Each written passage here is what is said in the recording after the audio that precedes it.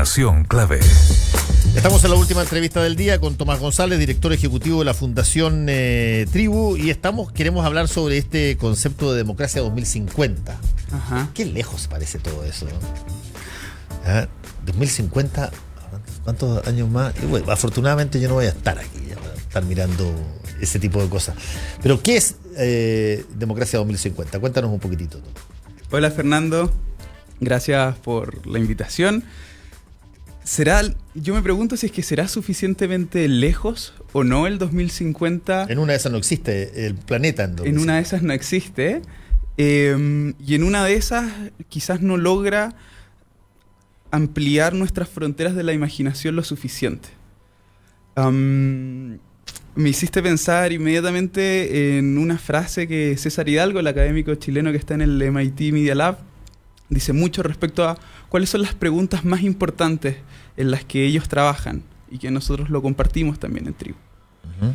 Tiene que ver con aquellas preguntas que no son tan relevantes hoy, quizás tampoco en 10 años más, pero en 30 o 40 años más va a ser imprescindible que estemos preparados. Entonces, Democracia 2050 es un seminario sobre el futuro de la democracia que impulsamos en la Fundación Tribu. Este año, la semana pasada, realizamos la segunda versión. La vez anterior, 2018, de hecho, sí, tú nos acompañaste.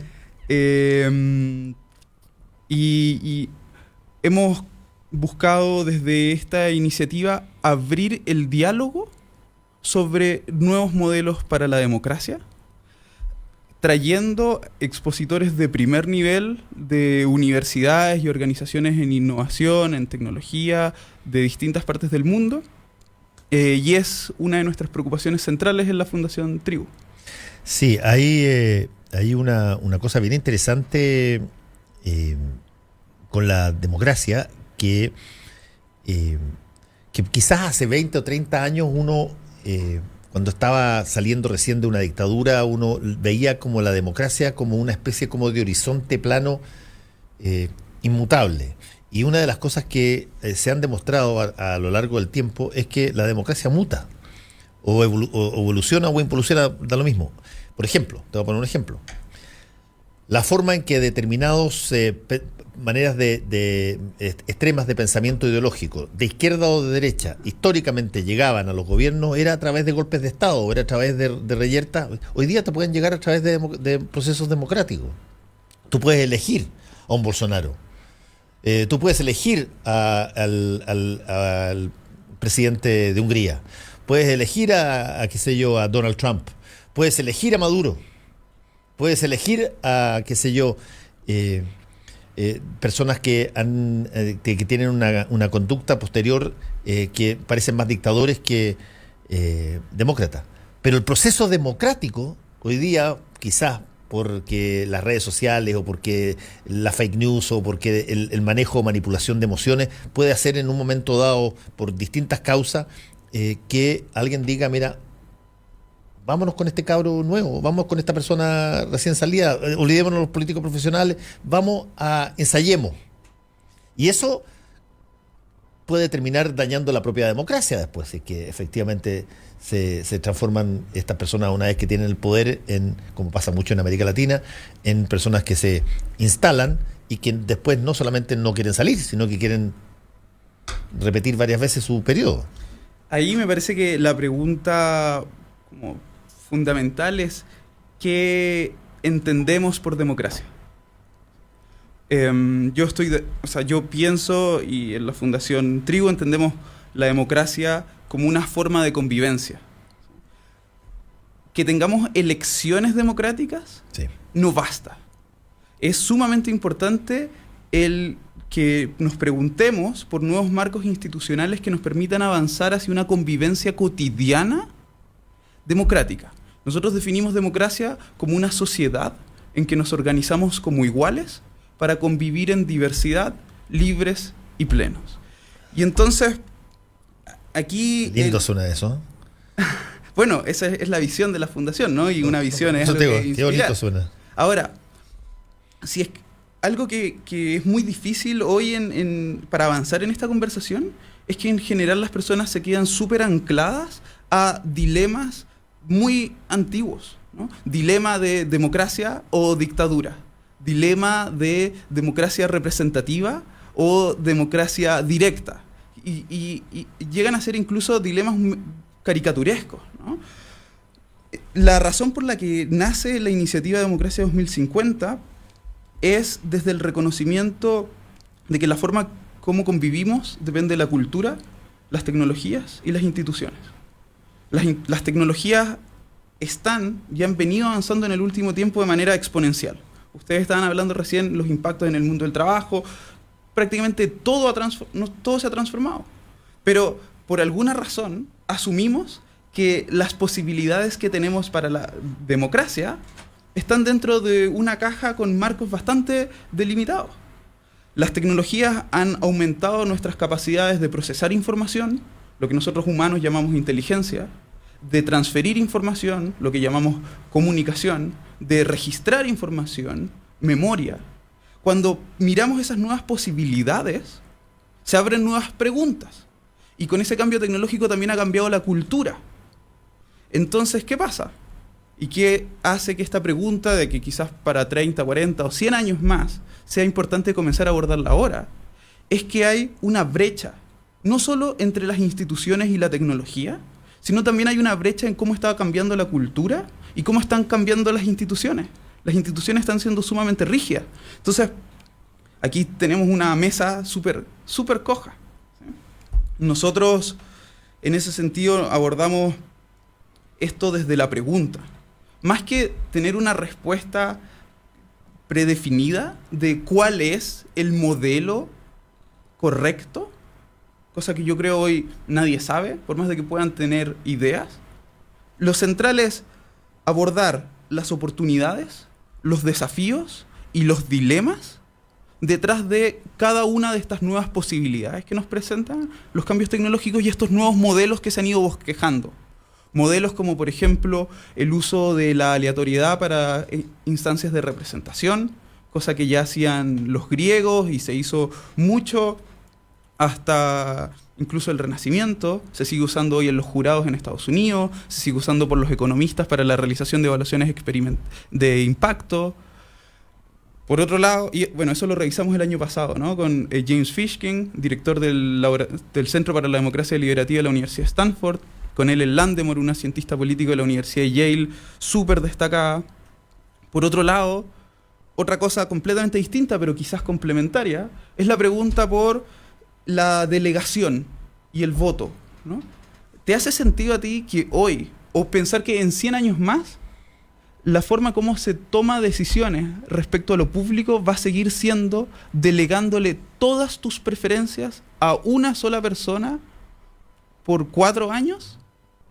No solamente creo que eso no va a ser así. Creo que además se va a producir una regresión a la situación, para usar tu nombre, a la situación tribal. A ver, te lo pongo de la siguiente forma. ¿Cuál es la única razón por la cual tú tienes una democracia representativa que se genera sobre la base de la opinión de personas en una elección para escoger representantes? La única razón para que eso exista en términos prácticos es porque creciste en número tan grande que no puedes hacer eso en la plaza de tu pueblo, donde van todos los habitantes mayores de 18 años y dicen, mira, nosotros nos ponemos de acuerdo en que ese es. Y por lo tanto tú tienes hoy día una situación donde en algún momento dado en la Grecia antigua se decidió de que se había crecido lo suficiente y por lo tanto escojamos a personas que nos representen porque cada uno de nosotros no se puede representar a sí mismo. Pero es que en la Grecia antigua no funcionaba así. No, pero por eso te estoy diciendo, se cambió el sistema ahí. Y se cambia, pero te insisto, si tú pudieras representar tu posición sin necesidad de alguien que te represente, tú representas tu posición. ¿Y te parece que hoy podríamos hacerlo? Bueno, yo creo que tecnológicamente tú vas a llegar bien pronto a que tú puedas hacerlo. Uh-huh. La pregunta es, cuando eso pueda hacerse, ajá, y tenga los resguardos de qué sé yo, de confidencialidad, todas las cosas que tú necesitas, ¿vas a seguir necesitando de que alguien te represente a ti y tú no sea, esto no funcione sobre la base de referéndum permanente, digamos? Bueno, eso en mi opinión sería un desastre. No tengo idea, pero es una pregunta práctica. Claro, y entonces... ¿Por qué sería un desastre? Vamos por parte, ¿no? Esto que estamos haciendo ahora, de plantearnos esta pregunta, es lo que nosotros estamos convencidos de que es lo que más falta. Este tema, a algunas personas les despierta un entusiasmo súper rápido. Va a haber internet, entonces todos vamos a votar directamente, de una forma simplista, ¿no? Y pasa en otros ámbitos de la vida. Y otras personas les genera una respuesta de mucho miedo. Y ahí no avanzamos. Entonces, primero, a ver, respecto a lo que decías de tribu y tribal, es un detalle que no quiero dejar pasar, en el sentido de que para nosotros hay comunidad, hay democracia si es que hay sentido de comunidad, ¿no? Si es que hay un sentido de nosotros que prime por las segregaciones entre nosotros y los otros, y creemos que hay marcos institucionales que contribuyen más a eso que otros.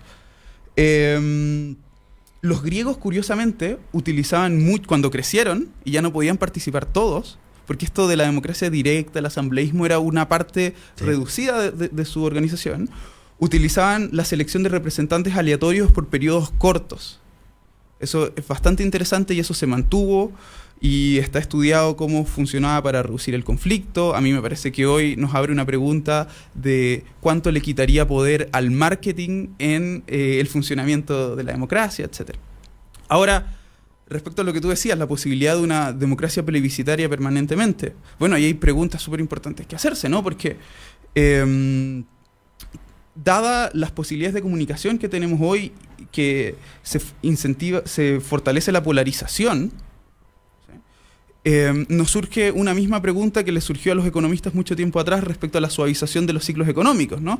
El que las preferencias no estuviesen cambiando en cada momento, ¿no? ¿Cómo nos hacemos cargo de problemas como la posverdad, la polarización y de cosas que no son tecnológicas? Porque la tecnología nos abre una posibilidad, pero el centro de la solución o del problema está en nuestros desafíos emocionales, en nuestros desafíos de reflexión. Yo todo eso lo encuentro totalmente lógico y me parece perfecto. El problema es que el problema tiene que ver con una cosa que varios han tratado en la historia. A mí me encantó la forma en que lo trató, y lo he citado varias veces acá, Jacques Ellul, era un sociólogo francés, que es la siguiente, que es, él se hacía una pregunta que varios más se han dicho: si tú puedes hacerlo, ¿tienes que hacerlo o no? Si tú puedes crear, te voy a poner el ejemplo que él decía, si tú puedes crear un ser humano a partir de un laboratorio, lo puedes hacer mejorado, ¿significa eso que tienes que hacerlo porque lo puedes hacer? Ajá. O tú te retienes, tú dices, mira, aunque lo pueda hacer, no lo voy a hacer por otro tipo de consideraciones. Entonces, en el caso de la democracia representativa, pasa la misma cosa. Si tú puedes generar un vehículo eficiente, rápido, que te vaya consultando permanentemente sobre las cosas que tú quieres hacer, y lo puedes hacer, y por lo tanto, desde el punto de vista del discurso histórico, se les pregunta a las personas lo que ellos efectivamente quieren para su país, y se decide lo que decide la mayoría. ¿Lo haces o no lo haces? Déjame hacerte una pregunta distinta y ponerte algunos ejemplos. Apúrate porque tenemos tiempo ya. Pregunta: si es que no es lo mismo cuando yo sé que algo que puedo hacer va a mejorar el bienestar social y me abstengo de hacerlo. Obvio. Veo que alguien se está ahogando en una piscina. Si no sé nadar, bueno, busco ayuda. Pero si sé nadar y no me meto, ahí claramente hay un problema ético. Exacto. Entonces, Estoy de acuerdo. A mí me parece que cuando tenemos la posibilidad de que nuevas tecnologías, nuevos diseños mejoren la convivencia democrática, la calidad de vida de la gente, y no avanzamos ahí, hay problema ético. Ejemplos de cómo podría hacerse. Porque la democracia no es solo decidir, no es solo votar. El diálogo es sumamente importante, la reflexión, el encuentro. Entonces, una cosa: todas las decisiones se toman basadas en evidencia y en una opinión subjetiva, ¿sí? Nosotros estamos avanzando en un proyecto que busca combinar avances en Machine Learning, inteligencia artificial, y redes de académicos para hacer una revisión sistemática de la investigación científica que existe en el mundo respecto a distintos ámbitos de política pública. Con esa revisión de la investigación que ya se ha hecho, entonces dar paso a la generación colectiva de propuestas de ley, pero mediante mecanismos diseñados para fortalecer la colaboración y para tomar en cuenta la evidencia. Otro ejemplo, distinto. Nosotros no estamos trabajando ahí, pero nos interesa mucho avanzar en esa línea. Lo que llaman democracia líquida. ¿Por qué en vez de delegarle todo mi voto a una sola persona, no le delego a alguien en quien confío mucho en educación, las cosas en educación, a otro que confío mucho en salud, lo de salud, etcétera, entendiendo que a mí podría no interesarme participar en todo eso, y yo quizás participar en una cosa, lo que no solo cambia la decisión, sino cambia la relación entre las personas. Imagínate si mañana, al subirte a un taxi, tanto tú como el taxista supiesen que tienen un poder político que no solo se hace manifiesto una vez cada 4 años, sino en cada momento si es que lo quieren ejercer. Obvio. Y ahí podríamos tener una democracia más inteligente por aprovechar todo, más dinámica. Sí. Ahora, convengamos una cosa, Tomás, que cuando uno mira al futuro, Sí. tienes un montón de opciones que hacer. La opción de que cuando uno favorece el futuro es mirar solamente los aspectos positivos de lo que pueda pasar y no mira los aspectos negativos de lo que pueda pasar. Te voy a poner un ejemplo. Suiza, por ejemplo, podría mañana decir, oye, nosotros hacemos 22 referéndums al año. Sí. Y podríamos hacer 60. Y qué sé yo, y tener y escoger que los ministros por especialidad los escojan las personas y no los escoja el presidente de la República. El presidente de la República coordina a ministros que han elegido las personas. Y lo podría perfectamente hacer. Se podría perfectamente hacer, como se puede perfectamente hacer, qué sé yo, un robot que suplante el trabajo de miles de personas. También. Entonces, la pregunta es, ¿cuál es tu límite en términos de lo que tú puedas hacer? En el caso de la democracia, ¿qué es lo que más importa? ¿La opinión de las personas? Al final, lo que las personas tengan que decir, o cómo se representa el Estado. La representación es un canal, ¿no?, para la opinión de las personas. A mí, yo estoy de acuerdo con lo que tú dices. Yo creo que el típico error muy irresponsable al mirar el futuro es ponerse solo en el lado optimista. Y es por eso que yo te decía que es súper importante mirar oportunidades junto con desafíos, riesgos y dilemas, preguntas para las que la respuesta no es obvia. Claro. Ahora, la única forma de avanzar nuestro entendimiento respecto a cada una de esas cosas es metiéndonos, es aprendiendo. Entonces nosotros nos hacemos la pregunta de cómo, como sociedad, como organización y como sociedad, aprendemos más respecto a las oportunidades. Tú dijiste, por ejemplo, dos cosas que me parecen interesantes. Tú pusiste el ejemplo de los jurados en Estados Unidos. Ya.